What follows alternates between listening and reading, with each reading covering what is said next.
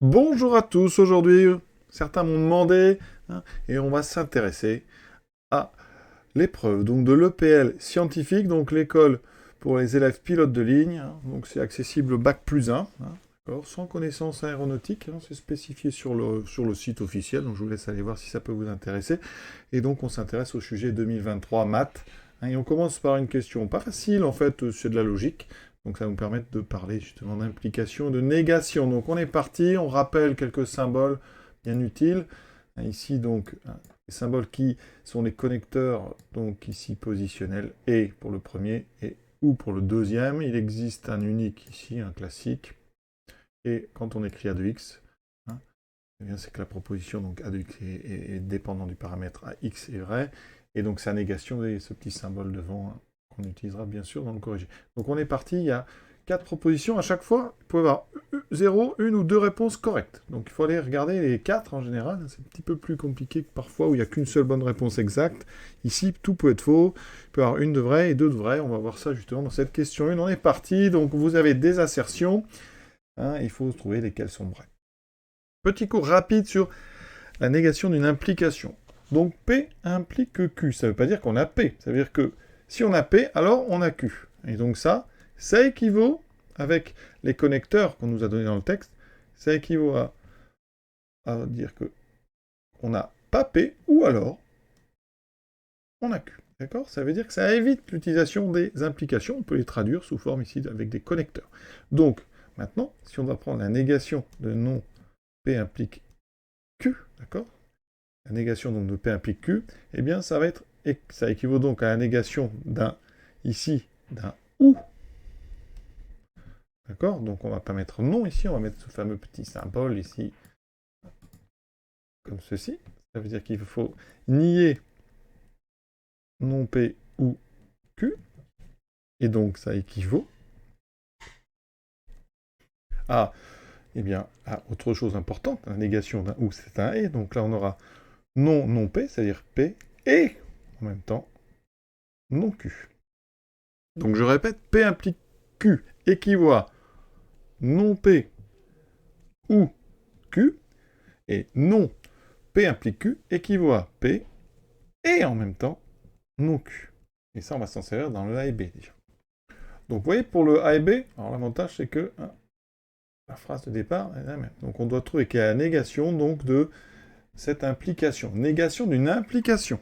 On a donc ici P qui est il existe X appartenant à E, tel que AX, implique Q qui sera pour tout X appartenant à E, on a AX. Donc la négation de cette chose-là, c'est donc P et non Q. Ça veut dire que là, eh bien, on va tout simplement écrire P. Donc je réécris P, ça veut dire il existe X appartenant à E ici AX.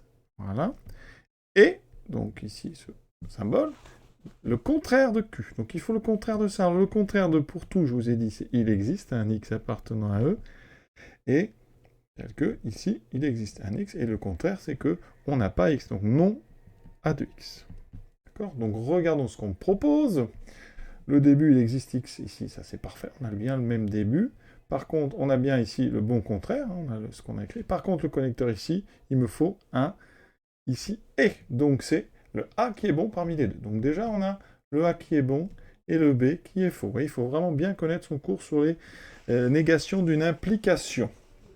Maintenant, il reste C et D. Il y en a peut-être une des deux qui est bonne. C'est possible, puisqu'on peut avoir 0, 1 ou 2 bonnes réponses. Donc il faut aller regarder le CD en détail.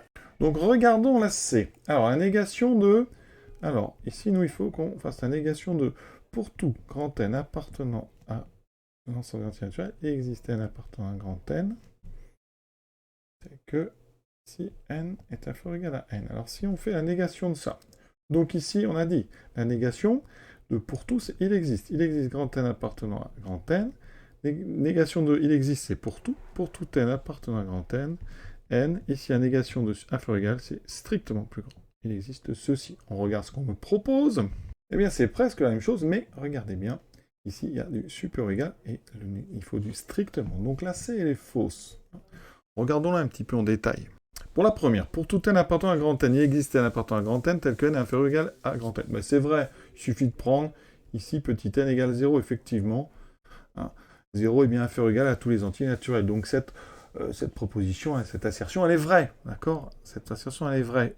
Donc ça signifierait que sa négation doit être fausse. Alors si on met supérieur ou égal ici, hein, est-ce que ça c'est faux?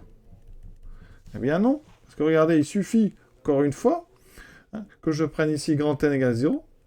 Hein, pour grand n égale 0, on a bien tous les entiers naturels petit n qui sont supérieurs ou égaux à 0. Donc ça veut dire que ça serait vrai.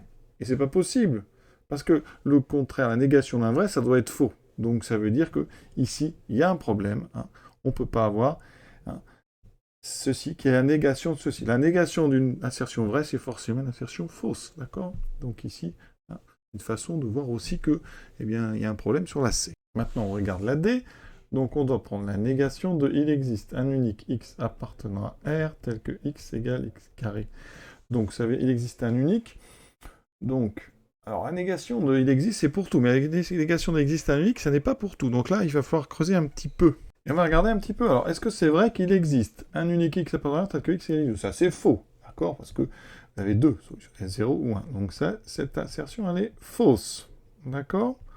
Ça veut dire que sa négation doit être vraie. Donc ici, on me propose quoi? On me propose, pour tout x appartenant à grand R, x est différent de x2. Alors ça, bah, c'est faux. Parce que, effectivement, x n'est pas toujours différent de x2. Vous prenez ne serait-ce que 2, 2 est différent de 4. Donc ça, c'est faux.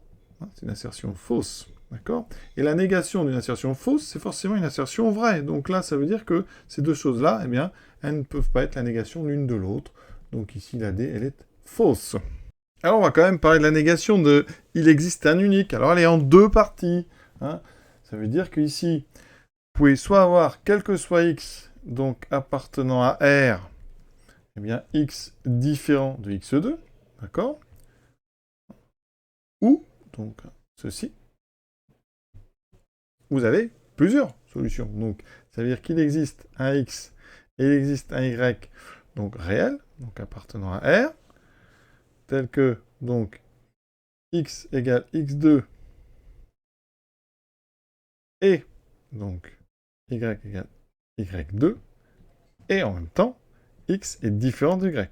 Voilà. Et nous, vous voyez, dans la proposition, on n'a que la partie gauche. On n'a pas la possibilité, vous avez deux solutions différentes à l'équation x égale x2. Voilà. Donc, on a terminé cette première question. C'est pas facile, il y a du travail quand même. Hein, il faut être quand même au point sur les implications, sur les négations. Voilà. À très bientôt donc pour la suite de ce concours EPL, version scientifique.